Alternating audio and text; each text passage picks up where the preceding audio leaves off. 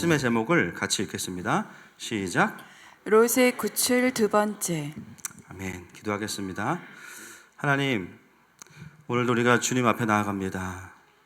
하나님은 우리를 치료하시는 하나님이시고 또 하나님의 형상을 회복시키시는 하나님이십니다. 오늘도 우리 안에 믿음 없음을 도와주시고 성령께서 격려하여 주셔서 주님의 옷자락에 손을 대고 주님의 얼굴을 바라보고 회복하여 돌아가는 저희 모두가 되게 하여 주시옵소서. 주님께 맡겨드리며 예수님의 이름으로 기도합니다. 저희 교회는 특징이 보니까 뭔가 어려움이 오면 예배가 세집니다. 동의하십니까? 예, 일부도 오늘 장난 아니었습니다. 오늘도 큰 은혜 주실 줄 믿습니다.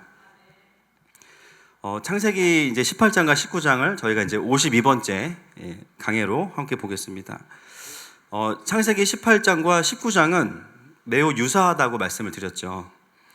손님을 대접하는 아브라함과 또 손님을 대접하는 롯. 소돔과 고모라의 심판을 하나님께서 아브라함에게 말씀하시고 오늘 본문에 보면 소돔과 고모라의 심판을 롯에게도 말씀하십니다. 그리고 그 소식을 들은 아브라함은 기도를 통해서 그 땅을 구원하려고 하고요.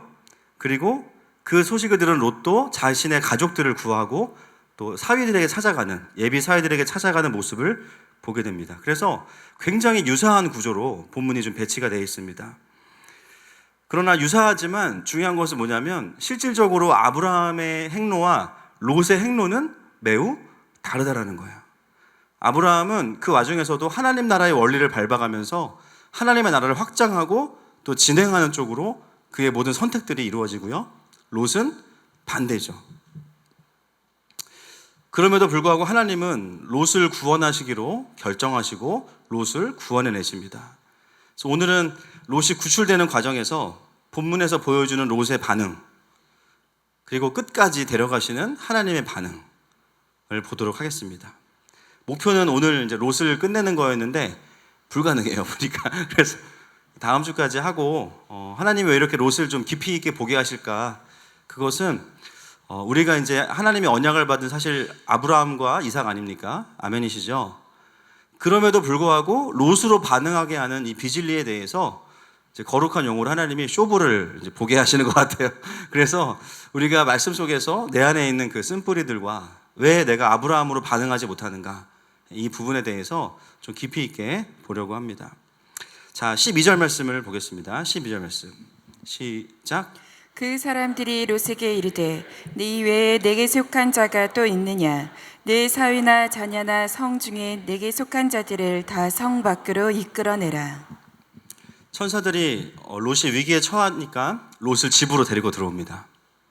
그리고 자신들이 누구인지를 이제 밝혀요.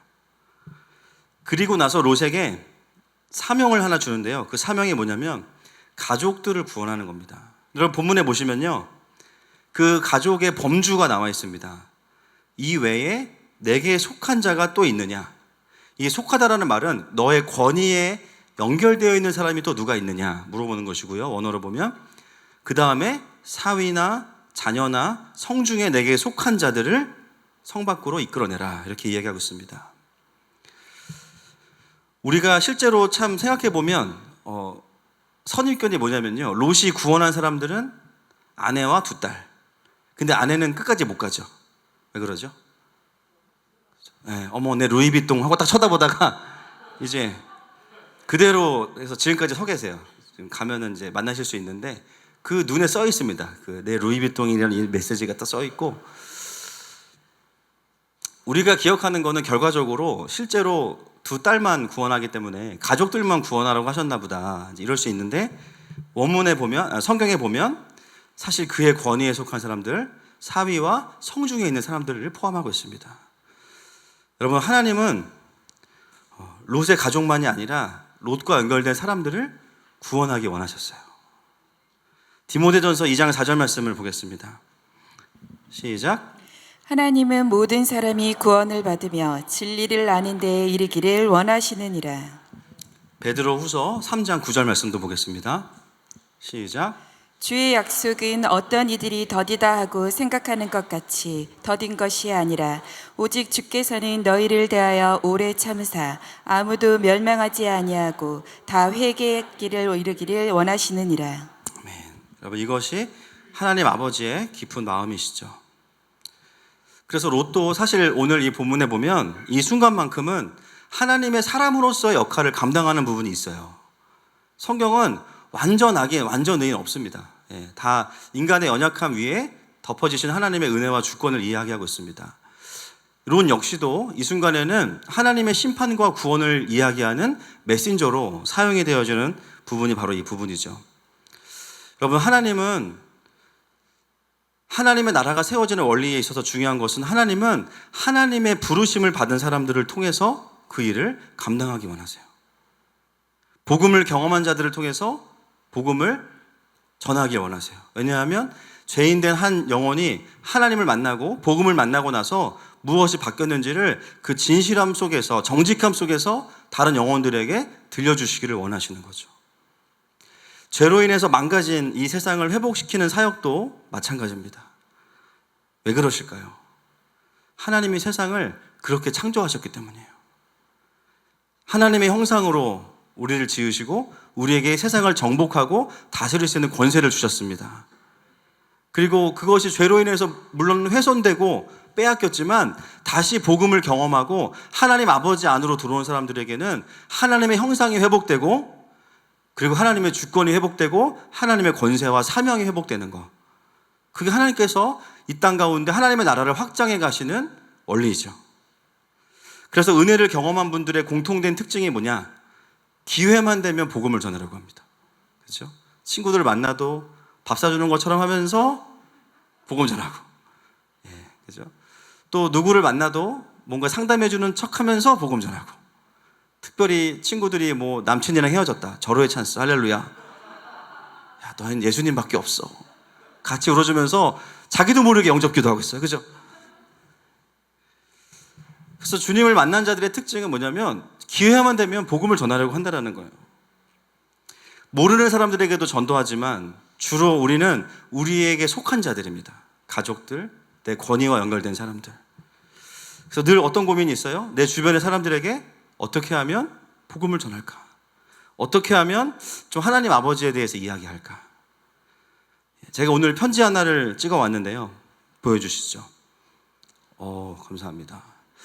이 편지는 저희 교회 싱글 공동체의 우리 신효진 리더님께서 지금 서울대병원 간호사로 이제 일하고 있는데요. 친구 간호사가 아파서 병원에 입원한 상황에서 그 친구에게 쓴 손편지입니다. 그래서 오전에도 제가 이제 본인 읽으면 되게 분위기가 날 텐데 제가 한번 읽어보겠습니다. 그래서 여러분 귀로 듣지 마시고 마음으로 한번 들어보시면 좋을 것 같습니다. 그 친구의 이름이 한솔이 것 같아요. 한솔이에게 So lovely한 마이 퍼피 한솔아. 이 퍼피는 강아지지만 이 한솔이는 강아지가 아닙니다. 애칭을. 그만큼 귀여운 친구야. 언어를 보면 그렇게 돼 있습니다. 그래서 태원 진심으로 축하해. 정말 수고 많았어. 우리 둘 다 격동의 시간을 보내고 있는데 정말 중요한 시기인 만큼 너와 나누고 싶은 이야기가 있어서 펜을 들었어. 우리는 항상 가장 어렵고 힘들고 아픈 사람들을 가장 가까이에서 보살피고 그들의 이야기를 들어주고 그들을 케어해줬지. 정말 엄청 값지고 귀한 일이야. 그런 사람들을 보면서 젊은 나이에 쉽게 생각해보지 못할 생명, 죽음, 삶, 사람, 사랑. 뭐 이런 것들에 대해서 생각해보게 됐던 것 같아. 병원에 이렇게나 많이 아픈 사람들이 있는데 나도 내 가족도 내 친구도 언제든 아플 수 있겠구나 싶으면서도 간과하고 쉽게 생각했던 것 같아. 에이, 나는 아니겠지. 내 주변에서는 안 그럴 거야.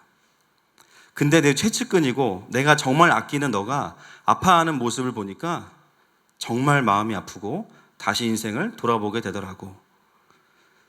젊은 나이에 인생을 다시 돌아보게 된다는 건 참 감사한 일인 것 같아.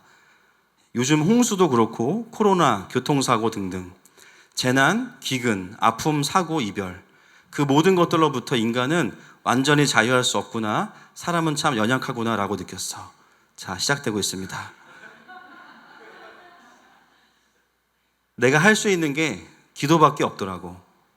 너를 위해 기도하면서 아픔이 싹 낫는 것도 중요한데 한 소리가 정말 하나님 만났으면 좋겠다고 그렇게 기도가 나오더라. 하나님께서 세상을 사랑하사 아들이신 예수님을 보내셨고 예수님 우리 죄를 대신하여 죽으셨지. 이 사실을 믿는 사람은 천국에 가고 영원한 생명과 자유를 얻는다는 거 너도 잘 알 거야. 나는 우리 동기 모두가 영원한 것을 바라는 천국 친구가 됐으면 좋겠다고 항상 소망하고 기도하고 있어. 항상 축복한다 내 친구. 앞으로 한 소리가 걷는 걸음걸음마다 밝은 빛이 가득하길 축복해. 2020년 8월 10일 효진이가. 박수 한번 치셔도 됩니다. 네. 여러분도 이 한솔 자매겠죠? 자매를 위해 기도해 주시고 또 새가족반 36기로 들어올 수 있도록 기도해 주시면 감사하겠습니다.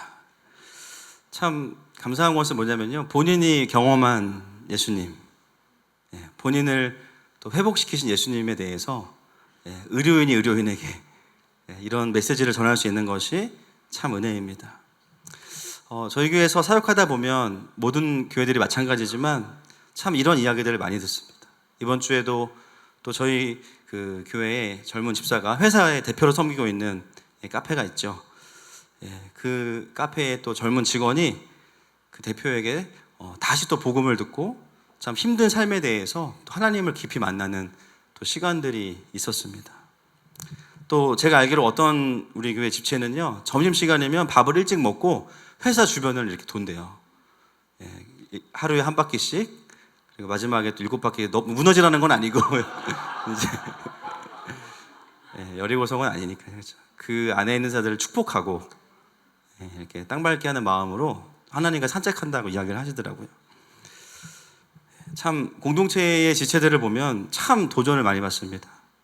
다양한 모습으로 주변 사람들에게 복음을 전하고 또 하나님 나라를 함께 이루어가려는 모습들을 보면서 정말 제가 부끄러울 때가 많고 또 정신을 차릴 때가 많이 있는 것 같습니다. 우리 교회 모두에게 참 복음 전할 길을 얻기 위해 분투하는 모든 분들 주님의 이름으로 정말 축복합니다. 그리고 하나님께서 우리에게 주신 권위는 그렇게 쓰는 거예요. 우리에게 맡긴 사람들에게 우리는 그런 마음으로 다가가는 거죠. 어떻게 하면 예수님의 마음이 또 하나님이 나에게 이루신 그 회복의 이야기가 죽어있는 내 친구들의 영에 또 우리 가족에게 들려질 수 있을까? 그래서 기회가 될 때마다 함께 그 마음을 나누는 것입니다. 열매는 주님께 맡기시고 그 기회를 온전히 주님께 내어드리는 저와 여러분 되시기를 축복합니다. 14절 말씀 같이 읽겠습니다. 시작. 롯이 나가서 그 딸들과 결혼할 사이들에게 말하여 이르기를 여호와께서 이 성을 멸하실 터이니 너희는 일어나 이곳에서 떠나 나가라. 그 사이들이 농담으로 여겼더라. 자, 롯은 부르심에 순종합니다. 근데 결과는요, 그가 원하는 모습이 아니에요. 제일 전도하기 힘든 사람들이 꽃피는 봄에 캠퍼스에서 만난 지 50일 된 커플. 복음 들고 가면 나에게 복음이 필요한 것 같아요. 그렇죠? 이미 여긴 에덴이거든요. 그렇죠? 뭐 꿀이 흐르고 막 그렇죠? 달달하죠. 전도를 하다 보면 사실 기대했던 것처럼 그 사람이 내가 복음을 전하면 무릎 꿇고 울면서 영접하겠지. 안 그렇습니다. 특히나 요즘은 더 그렇죠. 화를 내거나 또 전도하면 항상 그런 분들 있어요. 내가 알던 장로가 한 명 있는데 내가 사기를 얼마 당해가지고 다신 교회를 안 가. 대신 사과하고 불어드릴 수는 없지만 결과는 원하는 대로 잘 나오지 않습니다. 오늘 롯은 그 사명을 받자마자 누구에게 제일 먼저 가냐면요, 딸들이 결혼할 예비 사위들에게 가요. 본문에 보면 결혼할 사위들입니다. 아직 도장 찍었다 안 찍었다? 안 찍었다. 컨디션적으로는요 지금 말을 들을 타이밍이에요.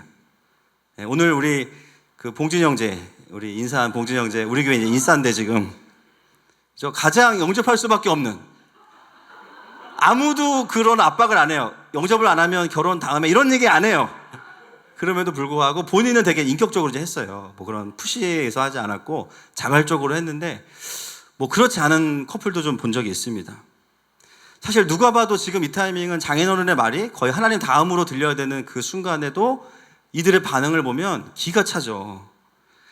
롯이 사위들에게 가서 장난치면서 말하지 않았을 거예요. 다급하니까 지금 여호와께서 하나님께서 이 땅을 멸망시키실 거야. 빨리 짐 싸서 나가자. 결혼식은 다음에 하자. 막 재촉했을 거예요. 그런데 이 예비 사위들의 반응이 어떻습니까? 농담으로 여겼대요. 언어로 더 정확히 번역하면 비웃었다 이렇게 나옵니다. 참, 아이 장인어른 말도 안 되는 소리 하지 마세요. 저 술도 안 깼는데 내일 아침에 다시 오세요. 아니 한잔 하시죠. 그냥 그 말을 너무나 가볍게 여긴 거예요. 이 짧은 대화지만 이 대화 속에서 보여지는 예비 사위들의 모습을 통해서 우리는 참 많은 것을 적용하고 살펴볼 수 있습니다. 자기의 신부도 아니고 장인어른이 와서 그 밤에 진지하게 하나님의 심판에 대해서 이야기하는데요. 한 번쯤은 그 말에 귀를 기울일 수도 있거든요. 그러나 진심으로 말하는 장인을 농담으로 여기면서 비웃어 버립니다. 여러분, 이 예비 사위들은요, 지금 하나님 나라와 지금 일어나는 하나님의 일에 대해서 전혀 1도 관심이 없습니다. 여러분, 하나님은 우리에게 참 이 시대 가운데 하나님께서 어떤 일을 행하시는지를 계속 말씀하고 싶어 하세요. 맞습니까, 여러분?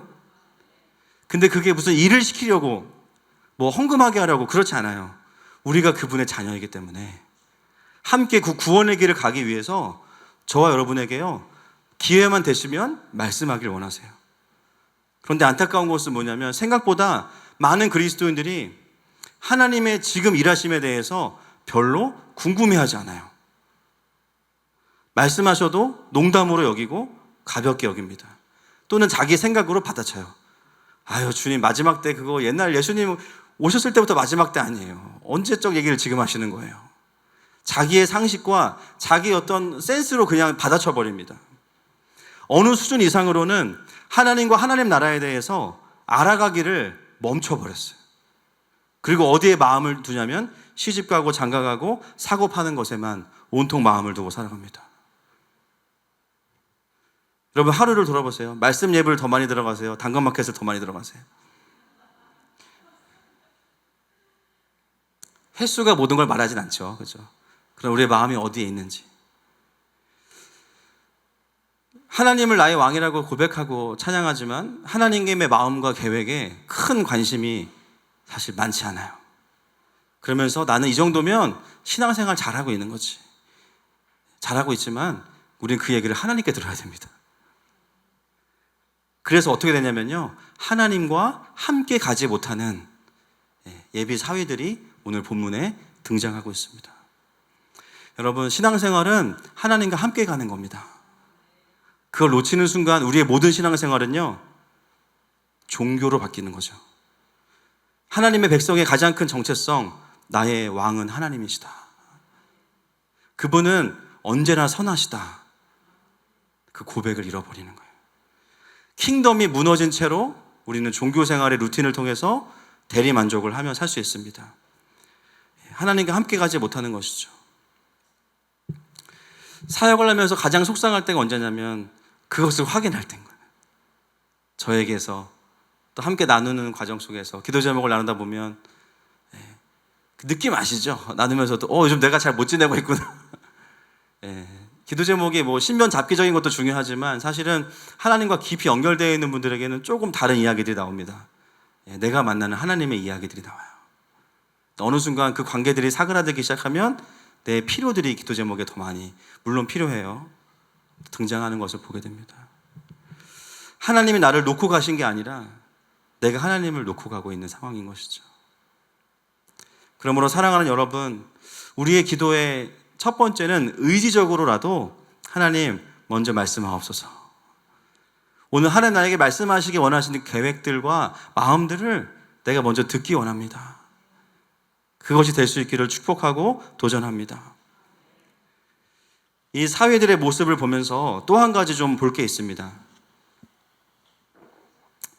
여러분, 이 롯의 사위들만 잘못한 게 아니에요. 제가 봤을 때 누구도 잘못이 있을까요? 롯도 잘못했어요. 뭘 안 했을까요? 롯이 결혼 예배할 걸 안 했어요. 100% 안 했습니다. 제가 보니까 뭐 이제 해도 힘든 분들이 있지만 예배밖에 안 했어요. 평상시에 롯과 영적인 동기화를 이루어 놨으면 아무리 급한 상황이어도요, 진리를 던지면 반응이 오거든요. 평상시에 영적인 교제가 전혀 없었던 거예요. 이 사위들이 사회적으로는 잘 나가고 연봉도 좋고 위치도 좋고 외모도 괜찮았을 수 있지만 가장 큰 문제가 뭐였냐면 함께 하나님의 나라의 그림을 갖고 있는 자가 아니었어요. 하나님의 음성을 그대로 전달했는데 함께 가지 못하는 것, 롯에게도 큰 잘못이 있는 것이죠. 여러분, 교회의 역할이 무엇입니까? 교회의 모든 성도들이 자신의 삶과 세상을 하나님 나라의 관점으로 볼 수 있도록 가르쳐주는 곳이 교회가 되어야 됩니다. 그냥 많이 모이고 부족함이 없다고 해서 더 깊은 것을 가르치지 않으면 정말 주님이 교회를 통해서 움직이려고 하실 때 함께 갈 수 없게 되는 거예요. 그러므로 교회는 영혼들을 깨워주는 곳입니다.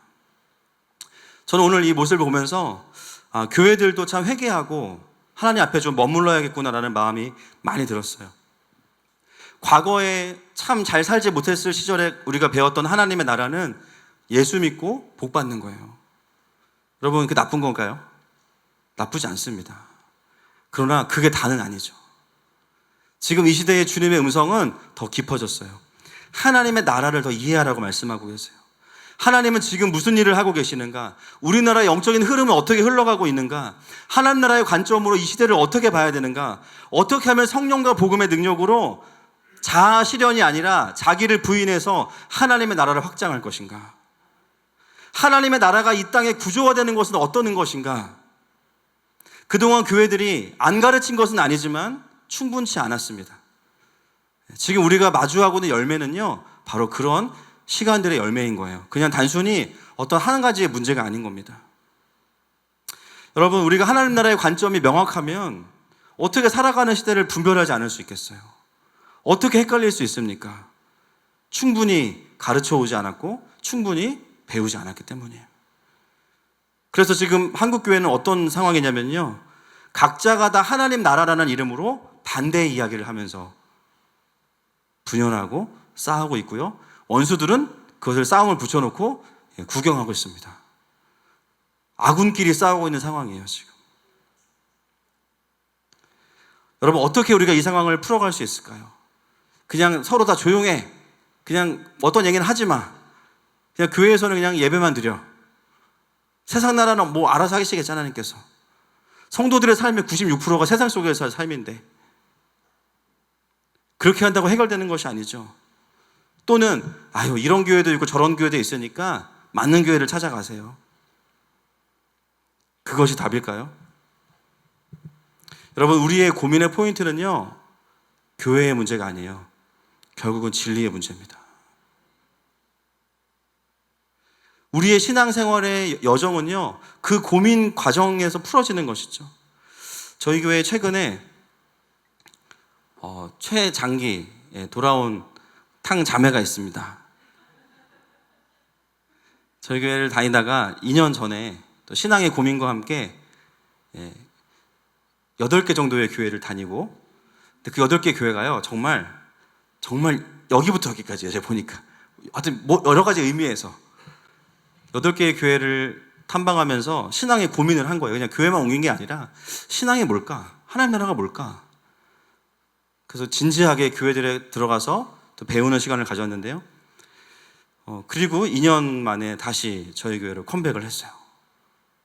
세이자매인데 여기 1부 예배 드리고 2부 예배 드리고 지금 뭔가 회개하는 마음으로 그런 건지 모르겠지만 제가 드리고 싶은 말씀은 뭐 우리 교회가 이겼다 그런 거 아닙니다. 그 세이자매의 그 고백이었어요. 그렇게 2년의 시간을 보내고 와서, 물론 저희 교회 또 청년들이 또 사역자들이 계속 관심을 가져주셨는데, 그런 시간들을 보내고 와서 한 고백이 참 귀했어요. 세상에 완벽한 교회는 없고 또 자신이 그때 너무 교만했던 것 같다. 그러면서 그 시간들을 보내면서 이제는 어떤 판단하는 자리가 아니라 하늘마음교회로 다시 불러주신 것에 대해서 감사하고 좀 겸손하게 은혜를 받겠다. 그러면서 지금 예배를 다 나오고 있습니다. 그 시간이 세이 자매에게는 사실 결코 방황의 시간은 아니라고 봅니다. 침체의 시간도 아니에요. 오히려 하나님과 가까워지고 또 하나님의 나라를 정리하는 시간이었던 거예요. 너무 잘했다고 제가 이야기해줬고, 저희 교회는요 웰컴도 잘하는데요, 리웰컴도 더 잘하는 교회예요. 할렐루야. 막 우리 전사님도 막 세교회 갔다가 다 웰컴하고, 훨씬 더 중요해요. 교회는요 잘 보내고 잘 받는 곳이 되어야 됩니다. 아멘이시죠? 결국 우리의 신앙의 여정은 진리를 확인하고 그 진리를 점검하고 말씀으로 다시 연결해가는 시간입니다. 그래서 여러분 정말 필요한 게 뭐냐면 하나님 앞에서 우리가 그런 겸손한 마음들을 지켜가는 게 너무 중요한 거예요. 그러므로 이 시대 가운데 참 진리의 싸움들이 많지만 여러분 포기하지 마십시오. 아멘이십니까? 포기해서 타협이 평화가 아니에요. 검을 통해서 진짜 진리로 가야 됩니다. 진리 안에서의 평화가 진짜 샬롬이에요.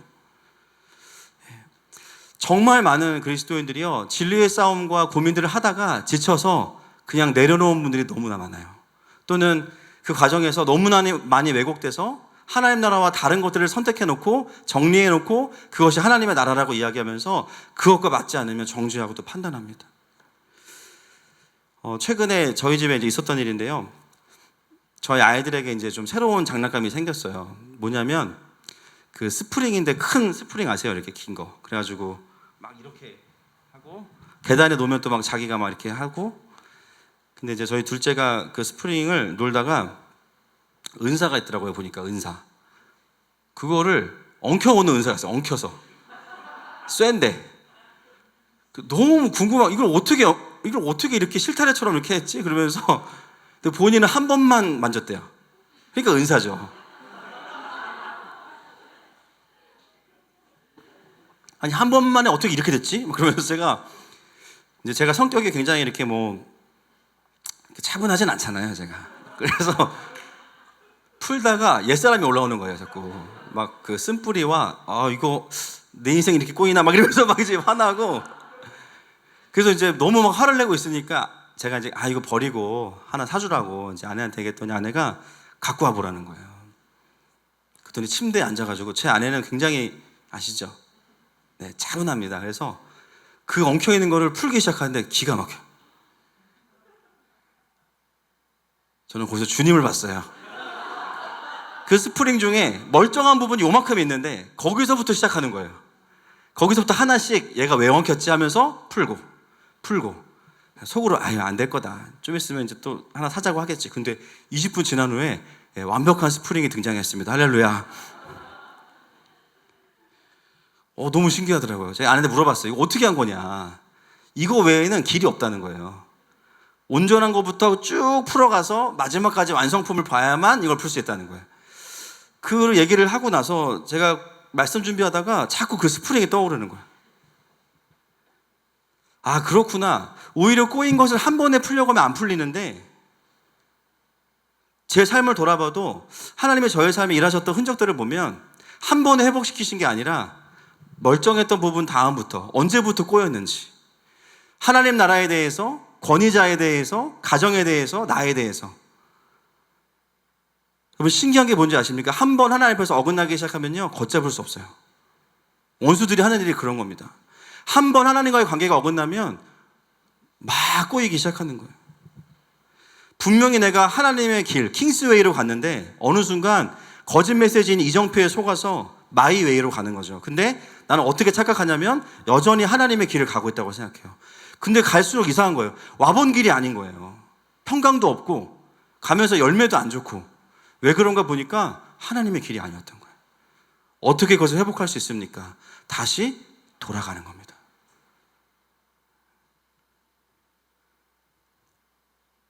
하나님의 나라가 우리의 삶에 임했다는 것은 뭐냐면 그 지점으로 돌아가서 다시 회복하는 일이 시작되었다는 것이죠. 많은 사람들이 하나님 나라에 대한 이해가 뒤죽박죽입니다. 저도 아직도 풀어가고 있는 부분이 많아요. 하늘마음교회는 다양성을 존중하는 교회입니다. 여러분, 저희 교회는 정말 그런 교회죠. 여러분, 찬양할 때 랩 들어보셨나요?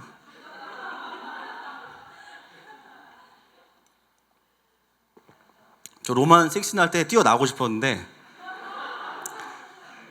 너무 참기 힘들어가지고 내가 뒤로 와가지고 뒤에서 찬양했어. 아니, 어떻게 이 찬양이 앉아 계시지? 뭐 속으로 그래서 야, 이거 뭐 선한데는 지혜로워야지. 맞아. 그래서 사탄을 밟아야지. 근데 어떻게 가만히 앉아있지? 막 그러면서 막 뛰어내리고 싶고 막. 우리 교회 할 때는 춤추는 분이 꼭 와야 돼. 춤추는 분 꼭 와야 됩니다. 그런 찬양할 때 그래서 막 재주 넘게 하고 해야 돼요. 막. 하늘마음교회 정말 다양한 교단, 교파, 또 초신자부터 그죠? 무고신자까지 다 오세요. 정말 다양한 세대가 오십니다. 정말 다양성을 존중하고 그것들을 어떻게 막 대단하지 않아요. 그런데 그 속에서 우리가 보게 되는 중요한 원리가 있어요. 그냥 너도 좋고 나도 좋고 우리가 다 오라. 세상의 다원주의라고 하는데요. 그 세상의 다원주의의 맥락과는 다르죠. 너도 옳고 너도 오라가 아니에요. 각자의 진리가 있으니까 강요하지 마. 세상에서 말하는 근거 없는 포용성이 아닙니다. 성경은 그런 포용을 가르쳐 준 적이 없어요. 우리에게 갖고 있는 포용성은 뭐냐면요. 우리 모두 다 죄인이었는데 하나님 만나고 나니까 진리가 좀 세워진 사람들은 조금 틀려, 조금. 근데 교회를 다니는 연수와 상관없이 내공을 봤을 때 진리가 아직 덜 세워지신 분들은 많이 틀려요. 그러니까 교회는 어떤 곳이냐면 조금 틀린 사람과 많이 틀린 사람들이 같이 있는 곳이에요. 그런데 우리가 서로를 기다려주는 이유는 뭐냐면 모두가 옳다는 존중의 다원주의가 아니라 사실 우리는요 다원주의가 아니라 한 길이에요. 한 길. Only one way. 무엇입니까? 예수 그리스도입니다. 그 예수님과 하나님 나라의 원리로 많이 틀렸던 사람들이 삶에 꼬인 것들이 풀어지면서 하나님의 나라가 정리가 되면서 좋아질 것을 알고 있기 때문에 그거를 같이 그냥 기다리는 거예요. 너도 옳고 나도 오라가 아니에요. 때로는 그러다 보니까 공동체 안에서 조금 많이 틀린 사람들이 보이죠. 너무 많이 틀려 있어. 그래서 어떤 마음이 들어요? 저분 또 그러시네. 그때 우리가 기억해야 될 게 있습니다. 우리 모두는 다 진리를 발견해가는 과정이에요. 회복되어져 가는 과정이에요. 하늘마음교회 부작용이 있는데요. 뭔지 아시죠? 주님이 너무 나한테 일하시니까 나한테 일하시는 것만큼 저 사람한테도 일하시겠지라는 나도 모르는 잠재의식이 있어요. 진도가 틀린데 자꾸 진도를 맞추려고 그래요. 이제 플러스 마이너스 하는데 자꾸 미적분 가르쳐 주려고 그러고 나도 막 죽을 똥 살 똥 경험하고 왔는데 그거를 막 한 방에 다 얘기를 해주려고 그러니까 너무 버거운 거예요. 부부 사이에도 그렇고요. 또 자녀와 부모 사이에도 마찬가지죠. 한 목장 안에서도 함께 하나님을 알아가지만 진리의 온도와 차이들이 좀 있습니다. 그러나 우리는요 서로 옳다고 그 자리에 묶어두는 관계들이 아니라 진리를 계속 말해주면서 조금 더 옳은 자리로 올 수 있도록 서로를 도와주는 곳이 바로 교회인 줄로 믿습니다. 그래서 우리가 봐야 되는 것은 뭐냐면 사람의 틀림을 보는 것이 아니라 그 틀림을 바꾸어 가시는 하나님을 볼 수 있어야 됩니다. 그래야 공동체가 공동체다워지는 것이죠. 이미 그런 공동체인 줄로 믿습니다. 여러분 정말 하나님 나라에 대한 이해가요 이 세상 가운데 더 많이 필요한 시대가 되었습니다. 말씀의 원리를 가지고 일관되게 역사와 내면과 세상과 시대를 보게 하는 이 흐름을 가지고 있는 그룹들이 많지 않다라는 거예요. 제가 얼마 전에 참 충격을 받았는데 성경을 잘 푸시는 목사님이신데도요 제가 강의를 듣다가 깜짝 놀랐습니다. 역사를 보는 눈이 하나님 나라의 관점이 아니에요. 근데 본인은 그렇다고 생각하시는 거예요. 여러분 하나님 나라의 관점은 간단합니다. 역사를 보면서도 하나님의 구원의 역사와 복음의 전진을 보는 거고요. 또 한 가지는 사람의 죄가 얼마나 깊은지를 보는 거예요. 심플하게 말하면. 그런데 역사를 풀어내는 목사님들조차도 어떤 분들은 다 그런 거 아니지만 세상 사람들이 역사를 보는 제국주의의 관점으로 보는 분들이 있어요. 여러분 제국주의 들어보셨죠? 원래 이 제국주의라는 건 로마 시대의 팽창주의를 다시 해석한 게 제국주의입니다. 이걸 누가 다시 그 언어를 가져왔냐면 마르크스와 레닌이에요. 19세기. 역사를 어떻게 보냐? 강대국이 약소국을 지배한 역사로 그걸 중심으로 봅니다. 그러니까요, 끊임없이 나쁜 놈과 착한 놈이 있어요. 거기에는 어떤 하나님의 일하심도 발견하기가 어렵고요. 사람의 타락 또한 물질에 그냥 귀속이 돼버립니다. 그래서 어떻게 되냐면 역사를 말하지만 온통 죄로 가득한 사람의 이야기만 가득해요. 그래서 그 역사에 풀어주는 내용의 결론은 뭐냐면 누가 나쁜 놈인지, 누구를 처단해야 될 것인가, 그러면서 선한 그룹이 등장합니다. 절대 선과 절대 악이 사람 안에서 나누어져 버려요. 여러분, 성경적이지 않고요, 반성경적입니다. 제가 충격받았던 건 뭐냐면 그것을 하나님 나라의 관점으로 가르치신다는 거예요. 어떤 이유에서인지는 모르겠습니다. 언제부터 그 스프링이 꼬였는지는 모르겠어요. 그런데 중요한 것은 뭐냐면 성경을 보던 눈과 역사를 보던 눈이 달라져 있다는 것은 분명한 사실이었습니다. 자신의 스프링이 꼬여있는 사람들은 역사적인 사료들을 보면서도 하나님의 나라를 읽어내질 못합니다. 하나님을 모르는 사람들이야 당연히 그럴 수밖에 없죠. 안타까운 것은 뭐냐면 하나님의 백성들인데, 성경을 날마다 보는 사람들인데 성경을 보는 눈과 역사를 보는 눈이 다르다는 거예요. 교회가 이것을 가르쳐야 될까요? 가르치면 안 될까요? 당연히 가르쳐야 됩니다. 하나님의 자녀들에게는 똑같은 TV가 아니고요, 10인치가 더 있어요. 할렐루야. 근데 그 10인치 안에 그 사건을 해석할 수 있는 모든 인포메이션이 다 들어있는 거예요. 이 상황이 왜 일어났는지에 대해서 그 확장된 카메라 안에 다 들어있는 겁니다. 하나님의 거시적인 안목과 시각이 그 안에 다 들어있는 거예요. 여러분, 어제가 무슨 날이었습니까? 토요일, 그죠? 어제 광복절이었죠. 우리가 일제로부터 독립한 지 75주년 되는 날입니다.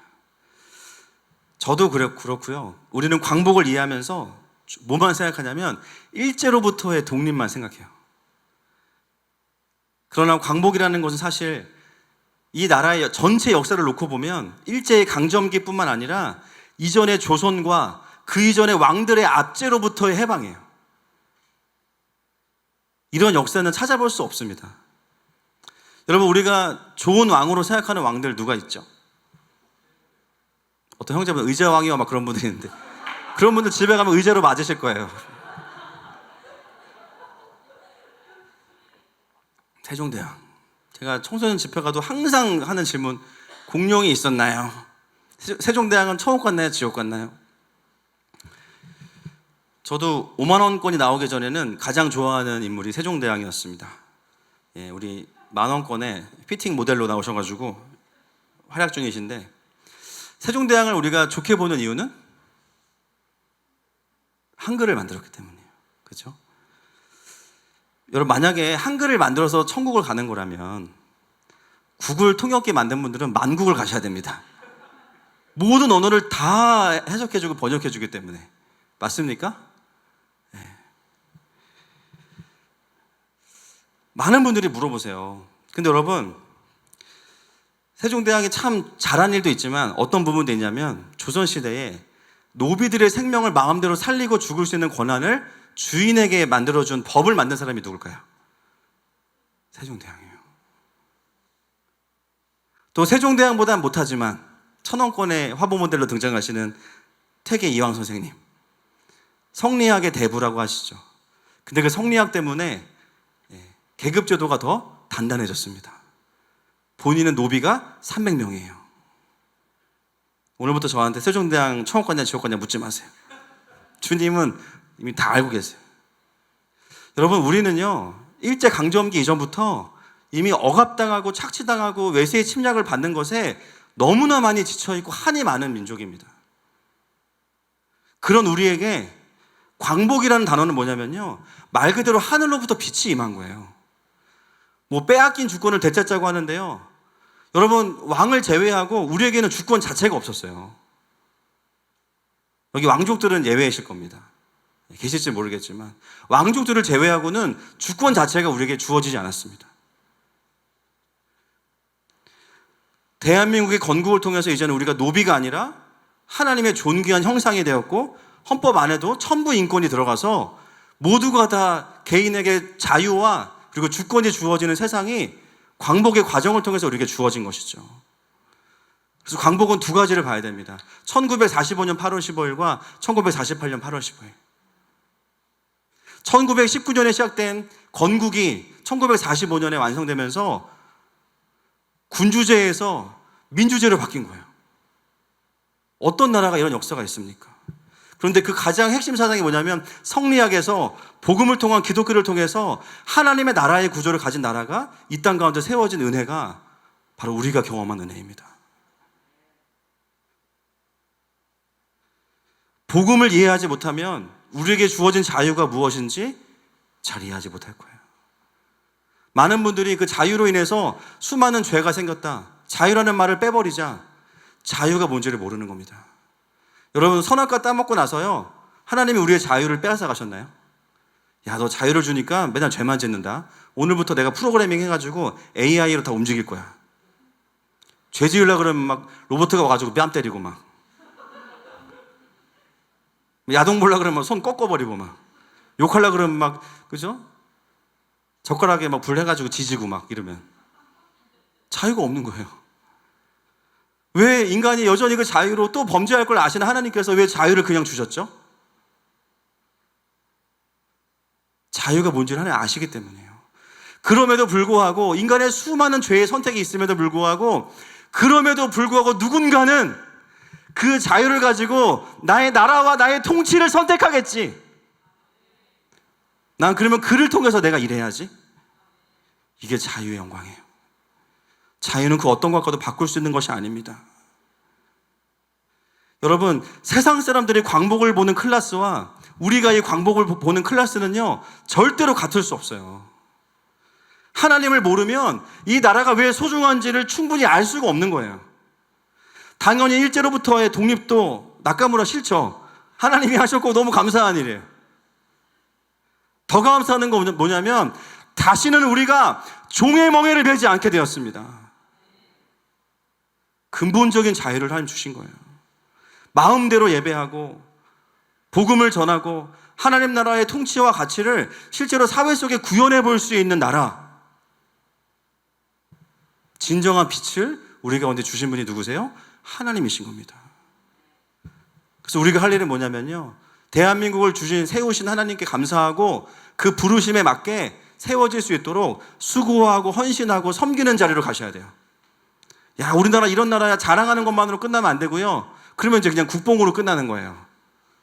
정말 그런 나라를 세울 수 있도록 사회 곳곳에 들어가서 하나님의 임재를 가지고 섬기고 낮아지고 하나님 나라의 가치가 구현될 수 있도록 자유를 지키면서 이 나라를 세워가는 것. 성령 충만한 시민이 됩시다. 할렐루야. 여러분, 이것이 제가 풀어드린 예제입니다. 역사를 볼 때 이렇게 봐야 되는 거예요. 여러분, 우리 개인은 어떻습니까? 내가 성경을 보는 눈과 내 내면을 보는 눈이 똑같아야 되는데요, 그렇지 않을 때가 있어요. 성경의 인물은 그냥 성경의 인물이고 나는 나야. 하나님 이 사람한테는 신실하시지만 나한테는 그러시지 않으셔. 성경에서 일하시는 하나님을 나의 하나님으로 믿지 않습니다. 성경에 나오는 수많은 인물의 죄악을 보면서 나의 죄악은 직면하지 못해요. 수많은 그리스도인들이 하나님의 나라가 중요하다고 그렇게 말하면서 정작 나의 삶은 여전히 세상의 관점으로 바라보고 평가하고 있어요. 여러분, 우리에게 있어서 주대심이 무엇일까요? 모든 영역에서 하나님이 우리의 왕이시라는 거예요. 그러면 하나님께서 바라보시는 그 관점으로 내 삶을 바라보는 것이 주대심입니다. 많은 사람들이 하나님을 구원자로 고백하지만 주님으로 고백하진 않아요. 말로는 할 수 있지만 그것이 자신의 생각과 사고 방식에는 들어오지 않아요. 그렇다면 존재적으로 주대심이 아직 안 된 것이죠. 여러분, 하늘마음교회가 추구하는 훈련은 뭐 하는 거냐면요, 쉽게 말씀드릴게요. 침대 위에 앉아서 내 안에 꼬여있는 스프링을 푸는 겁니다.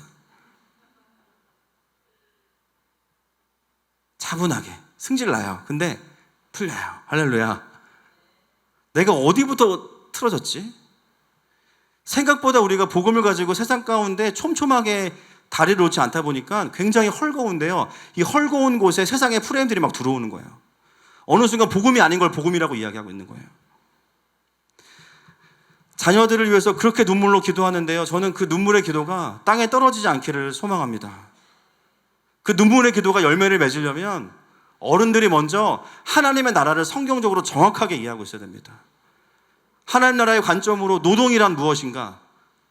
사실 일이죠, 일. 일이란 무엇인가? 가정은 무엇인가? 공부는 무엇인가? 수많은 영역 가운데 하나님 나라의 스피릿과 가치들이 정리되어 있지 않기 때문에 자녀들이 물어봐도 해줄 말이 없어요. 눈물로 기도는 하는데 준비가 안 돼 있어요. 여러분, 우리가 가르치지 않으면 거짓의 아비인 사단이 와서 가라지를 심을 겁니다. 작은 이미지 하나 아이들 안에 넣어놓잖아요. 그게 잘하는 거예요. 잘못된 정체성 메시지 하나 들어가면 그거 가지고 10몇 년 동안 말씀 가지고 씨름하게 되는 수도 있어요.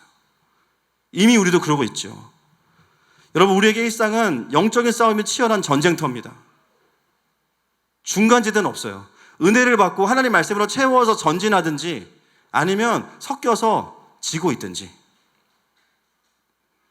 여러분, 아무리 은혜를 받아도 꼬여있는 스프링은 전진할 수 없습니다. 반드시 여기서 풀어내고 가야 됩니다. 사랑하는 여러분, 하나님은 우리가 롯의 사위로 머물기를 원치를 않으세요. 아멘이시죠? 내가 먼저 풀어지고 깨어나서 오히려 다른 영혼들을 깨우고 구하는 자가 되기를 원하십니다. 자, 15절 말씀 넘어가겠습니다. 15절 말씀 시작. 동틀 때 천사가 롯을 재촉하여 이르되 일어나 여기 있는 내 아내와 두 딸을 이끌어내라. 이 성의 죄악 중에 함께 멸망할까 하노라. 여기서 중요한 단어가 뭘까요? 동틀 때입니다. 자, 14절은 언제였죠? 심야였어요. 그러면 14절, 15절 넘어오면서 시간이 좀 지났죠. 밤샌 겁니다. 근데 그 열매가 뭐냐면 동틀 때가 됐는데요. 가족들 외에는 단 한 명도 구원하지 못했어요. 우리는 본문에 나와 있지 않지만 충분히 거룩한 묵상을 할 수 있죠. 롯은 다니면서 사위들을 깨웠는데 안 들어. 그 다음 이제 롯이 재판관이니까 사무장 새벽 2시에 카톡 해가지고 자냐? 일어났어요. 지금 주님 오신대. 빨리 짐 싸서 나와. 평상시 같으면 말 잘 들어요. 근데 영적인 얘기하면 말 안 들어요. 아이, 무슨 말씀이세요? 그러면서 아무도 말을 안 했습니다. 그 다음 차장, 그 밑에 또 사무원, 아무도 말을 안 들어요. 결국 밤새고 나서 롯이 맞게 되는 결론은 뭐냐면 아무도 그에게 통해서 복음을 듣지 못한 거예요.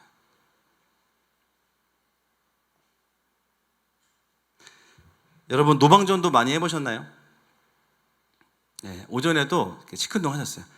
자, 제가 그래서 질문을 바꿨어요. 제가 노방전도 많이 당해보셨죠? 저도 많이 당해봤습니다. 그 기분이 안 좋아요. 목사 돼서 노방전도 당하면 굉장히 기분이 안 좋아요. 처음 당한 게 이제 강남역에서 당했는데, 그 강남에는 신우회들을 섬기면서 첫 번째 회사 이제 메리츠화재 갔다가 한 10분 정도 시간이 남아서 그 이제 전철역 그 어떻게 앉는 장소에서 건전하게 커피를 먹고 있었습니다. 예. 근데 이제 그 근처에 사랑이 많은 교회가 하나 있거든요. 그래가지고 보니까 이제 나중에 알게 됐어요. 그 교회 권사님이신 것 같은데 그 교회가 그때 전도폭발 훈련을 합니다. 그래서 전도폭발 훈련은요, 자기 간증을 하고 복음을 전해요. 이분 저한테 오셔가지고 정말 다짜고짜 간증을 시작하시는 거예요. 제가 그 느낌 진짜 싫어하거든요. 그 프린터기에 2장 뽑을 건데 잘못 눌러서 200장 뽑히는데 스톱 버튼이 없는 느낌 있잖아요. 막 계속 받아내야 되고 막. 이거 아시죠? 막 이거 카트리지 빼야 되나? 막 그런 느낌. 15분 동안 이제 자기가 살아온 얘기, 뭐 남편 알고 싶지 않은 남편 얘기 하시고 막,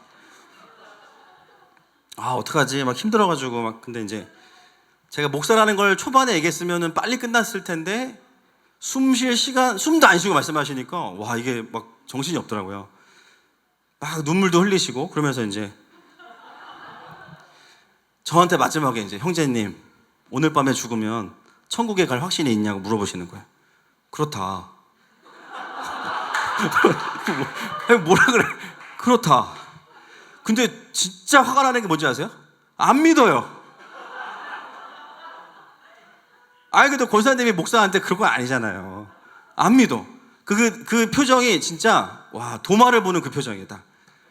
네가 나 빨리 보내려고 지금 그렇다고 하는 거지. 그러면서 어디 교회를 다니냐, 어디 교회를. 그래서 거기 그때 성미동교회 다닌다. 그래서 얼마나 자주 가냐, 맨날 간다. 여기서 결정적으로 안 믿으시는 거예요. 결정적으로. 누가 봐도 얘는 아닌데 매일 교회 간다.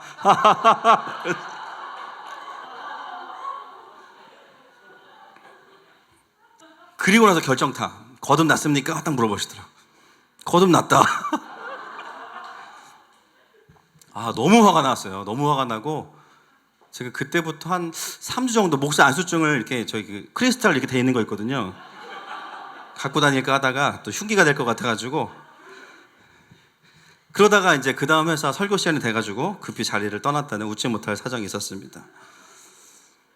사실 노방전도 하면 뭐 기다렸다는 듯이 영접하는 분들 뭐 가끔 계세요. 또 그런 분들 또 의심해 봐야 되는데 대부분이 사실은 영접을 안 하시고 오히려 화를 내시거나 그런 분들이 많으시죠. 그럴 때 이제 마음이 상합니다. 그런데 여러분, 우리가 영혼들에게 복음을 전하고 아무도 반응하지 않을 때 그때 누릴 수 있는 은혜가 있어요.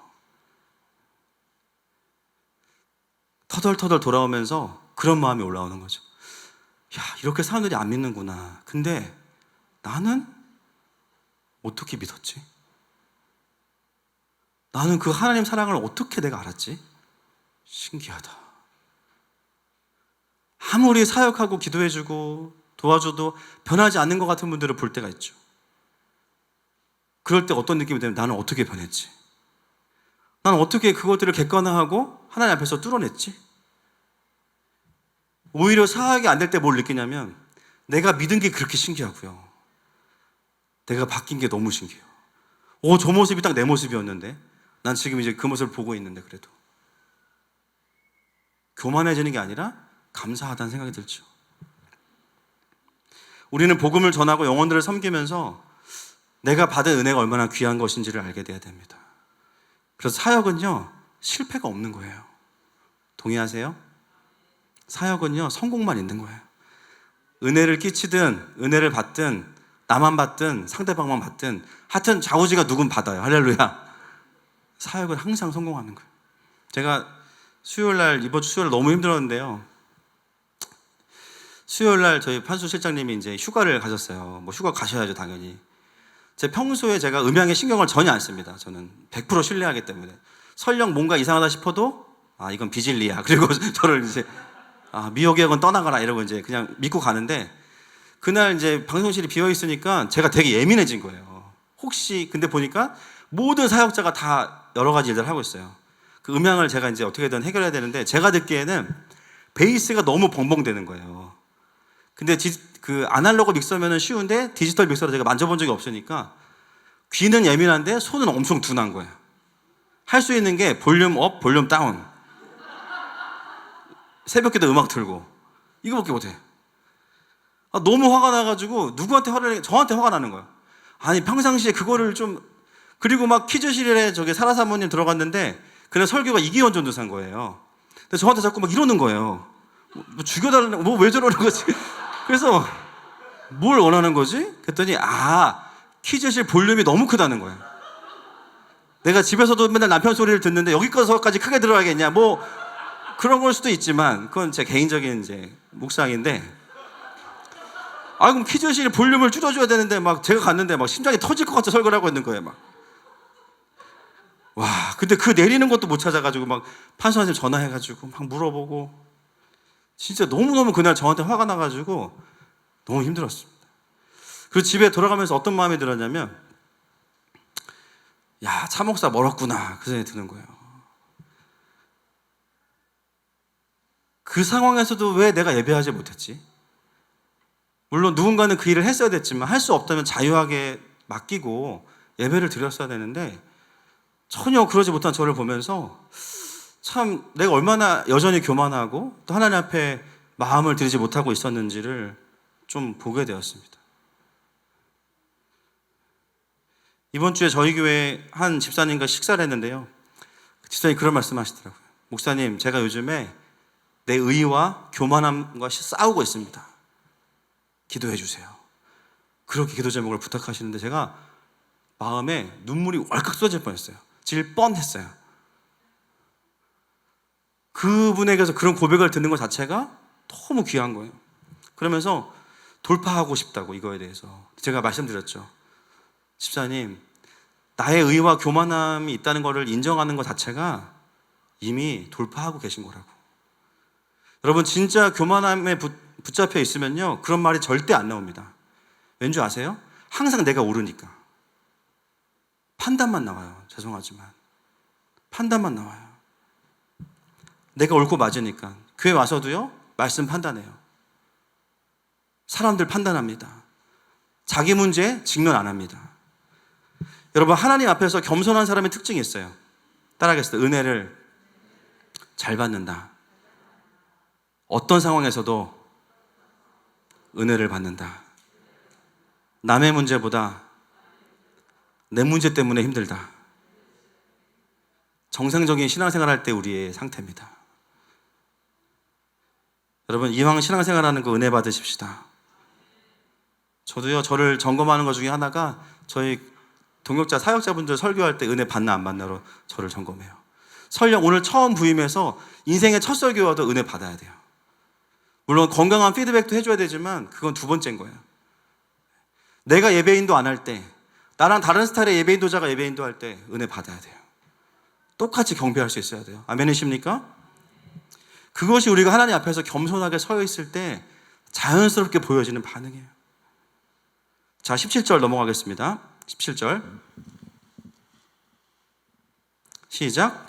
그 사람들이 그들을 밖으로 이끌어낸 후에 이르되 도망하여 생명을 보존하라. 돌아보거나 들에 머물지 말고 산으로 도망하여 멸망함을 면하라. 예, 들로 가지 말고 산으로 도망가라고 합니다. 보통 이런 경우에는 이제 살려주신 것만 해도 감지덕지인데요, 롯은 아니에요. 거기서도 투정되고 투덜대고 다른 반응을 보입니다. 자, 18절 말씀 시작. 롯이 그들에게 이르되 내 주여 그리 마옵소서. 19절도 읽겠습니다. 시작. 주의 종이 주께 은혜를 입었고 주께서 큰 인자를 내게 베푸사 내 생명을 구원하시오나 내가 도망하여 산에까지 갈 수 없나이다. 두렵건대 재앙을 만나 죽을까 하나이다. 원어에 보면 절대로 산으로 갈 수는 없습니다, 이렇게 되어 있습니다. 그 이유는 뭐냐면 재앙을 만나서 죽을지도 모릅니다 라고 이야기합니다. 여러분, 이 롯의 두려움의 핵심 포인트가 여기 있어요. 도시는 안전하고 산은 위험하다는 거죠. 객관적으로는 맞는 말이에요. 근데 하나님의 일하심의 문맥상으로는 틀린 말이에요. 왜냐하면 산으로 가라고 말씀하시는 분이 누구예요? 하나님이시기 때문이에요. 우리는 이런 것을 뭐라 그러냐면 인간적인 계산이라고 합니다. 객관적으로 보면 맞는 말이에요. 그런데 하나님의 일하심의 관점에서 보면 틀려요. 여러분, 롯에게 어떤 부분이 있냐면 위기가 다가올 때 그의 심령이 하나님께로 가는 경건의 길이 막혀 있어요. 대신 어디로 가냐면 머리로 갑니다. 사람들이 흔히 말하는 상식으로 갑니다. 여러분, 상식을 폄하하거나 필요 없다고 말씀드리는 게 아니에요. 하나님의 상식과 합치한 말씀을 주실 때도 많아요. 또 특별한 말씀이 없으시면 우리 그렇게 가야 됩니다. 그런데 지금은 그런 상황이 아니에요. 그 어떤 상식보다 하나님을 신뢰하고 가야 되는데 그 상황에서도 자신의 계산을 향해서 마음의 길이 그냥 연결되어 있고요, 하나님께로 가지 않습니다. 롯과 다른 사람이 있습니다. 다윗이에요. 시편 7편 1절 말씀 보겠습니다. 시작. 여호와 내 하나님이여 내가 주께 피하오니 나를 쫓아오는 모든 자들에게서 나를 구원하여 내소서. 요즘 새벽에 시편 말씀을 계속 보고 있는데 다윗이 가장 많이 하는 기도가 뭐냐면요, 내가 주께 피합니다. 주는 나의 피난처이십니다. 주님은 나의 반석이십니다. 원수로부터 나를 지키시는 분이십니다. 다윗은 그렇게 고백해요. 다윗은 롯보다도 죽음의 고비를 훨씬 더 많이 당한 사람인데요, 더 위급하고 더 다급한 상황이 비일비재한데 다윗은 어떤 길이 열려있냐면 위기의 상황 속에서 하나님께로 가는 심령의 길이 열려있는 사람이었어요. 피난을 가든 안 가든 도시에 있든 산으로 가든 그게 중요한 게 아니라 하나님 안에 거하는 것이 가장 안전하다는 것을 고백하는 사람이 다윗이었어요. 여러분, 오늘 본문에서 가장 위험한 곳이 어딘지 아십니까? 도시 소돔입니다. 그리고 가장 안전한 곳은, 사람들은 위험하다고 말할 수 있지만 하나님이 가라고 말씀하신 산이 가장 안전한 곳이에요. 여러분, 이 문제는요, 도시냐 산이냐의 문제가 아닙니다. 내가 하나님 안에 있느냐 하나님 밖에 있느냐의 문제인 거예요. 여러분, 우리의 인생의 가장 안전한 곳은 어디입니까? 우리가 하나님 안에 있을 때입니다. 비록 그곳이 치안이 잘 되어 있는 도시가 아니라 산이라고 할지라도 주님이 가라고 하셨다면 그곳이 가장 안전한 곳이에요. 장소보다 더 중요한 게 뭐냐? 임마누엘입니다. 여러분, 이 롯의 두려움의 대화를 보면서 우리는요, 롯이 그동안 옳은 말은 많이 했지만 하나님과 동행하는 삶을 살아오지 않았음을 너무 분명하게 알 수 있습니다. 위기가 오면요, 그 사람의 영성이 드러나요. 때로 우리가 이렇게 주님께 반응하죠. 하나님을 말씀하시면 거기에 반응하기보다, 하나님, 그거 너무 위험해요. 그거 너무 리스크가 큰 거 아니에요? 하나님 말씀하신 대로 하면 이런 문제 저런 문제가 발생할 수 있어요. 그래서 전 못하겠어요. 제 상식으로는 이해가 안 돼요. 그리고 다시 하나님을 설득해요. 여러분, 하나님께서 우리가 아는 만큼의 상식도 없으신 분이실까요? 하나님은 나보다 안전 불감증이신가요? 정말 나는 하나님보다 내가 더 조심성이 크다고 생각하시나요? 굳이 말씀을 찾아보지 않아도 우리는 알 수 있습니다. 오늘 롯이 하나님 앞에 이렇게 반응한 이유는 명확해요. 롯 안에는 하나님을 경외하는 마음이 없어요. 대신 뭘 두려워하냐면 자신 안에 두려움을 두려워하고 있습니다. 하나님보다 두려움에게 더 마음을 많이 주고 있어요.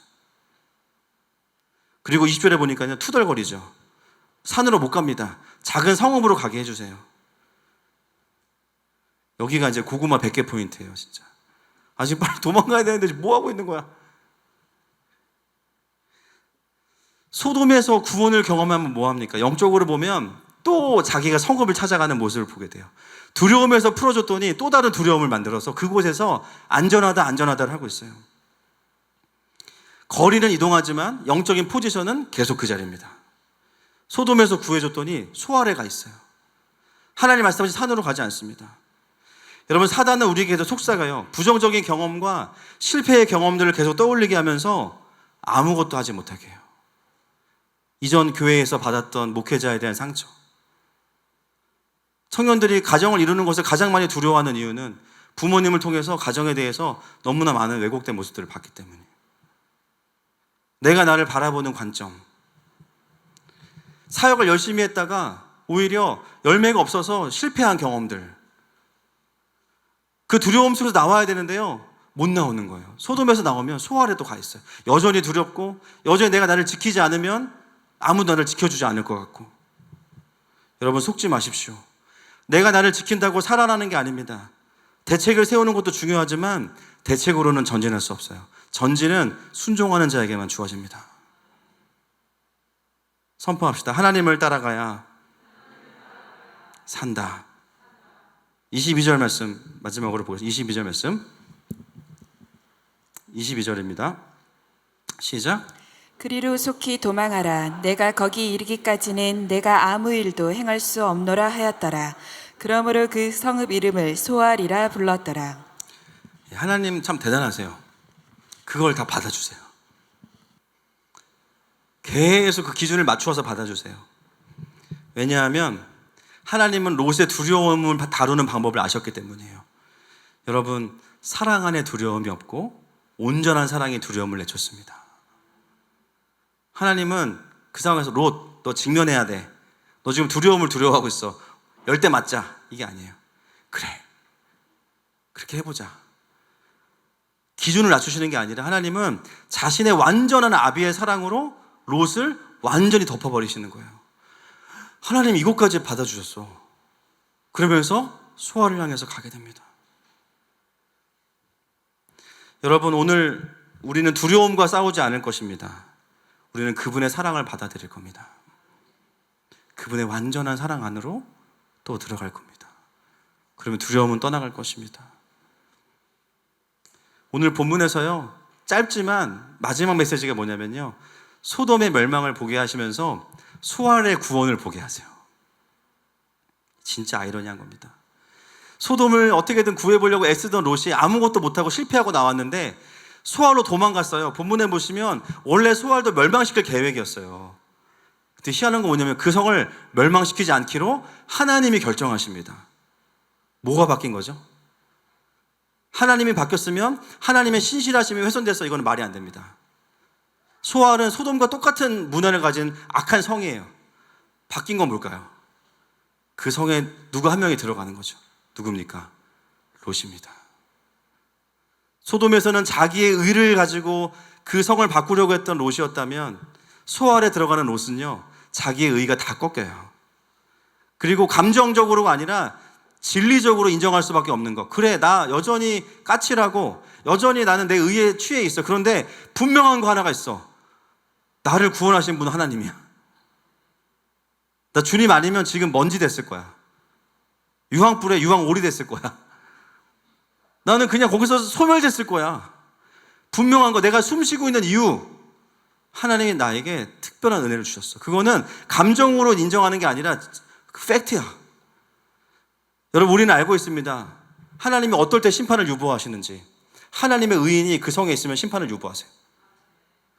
소돔에 있을 때의 롯은 의인이 아니었어요. 그러나 한 일이 아무것도 없지만 구원만 받았는데 하나님은 이제 롯을 누구로 보시냐면 의인으로 보시는 거예요.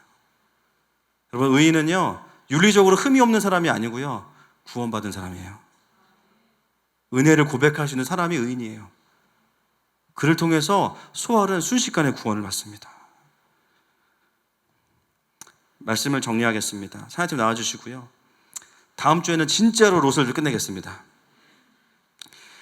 다음 주에는 23절부터 38절까지 할 텐데요, 롯의 구원의 장면의 마지막 부분을 좀 다루고, 이 롯의 구출의 이야기가 왜 모압과 암몬의 이야기로 이렇게 불쾌하게 끝나는지, 이것을 통해서 무슨 메시지를 창세기는 우리에게 던지고 있는지를 같이 좀 보겠습니다.